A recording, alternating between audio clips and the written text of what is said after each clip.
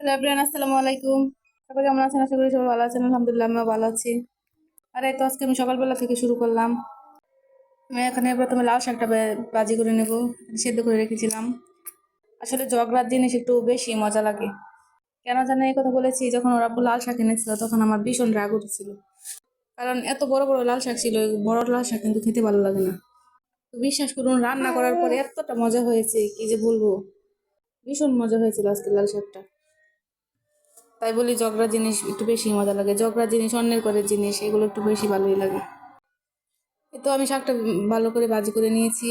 আর অন্যদিকে আমি ওর আব্বুর জন্য একটা ডিম ভাজবো, কারণ ওর আব্বু শাক খায় না।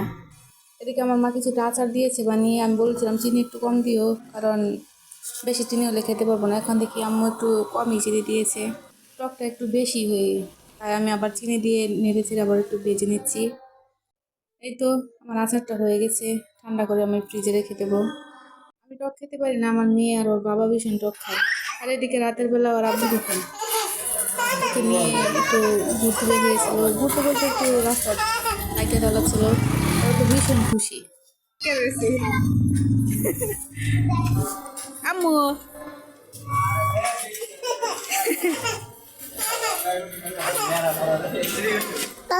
হোক না বাবা সাইকেল, তাও কিন্তু মেয়ের শান্তি। এই তোমার শাক বাজি করা হয়ে গেছে।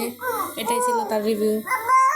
আজকে ভিডিওটি এই পর্যন্ত, বেশি বড় করবো না বলতে বলতে কিন্তু অনেকটা বড় হয়ে যায়। আর যেদিন কিছু বলতে চাই ওই দিনটা দেখা যায় ভিডিও থাকে না। অনেক কিছু বলা থাকে, তাও ভিডিও দেখা যায় বলতে বলতে শেষ হয়ে যায়। আজকে ভিডিওটি এই পর্যন্ত, সবাই ভালো থাকবেন। মেয়েটা ভীষণ জ্বালাচ্ছে। আসসালামু আলাইকুম।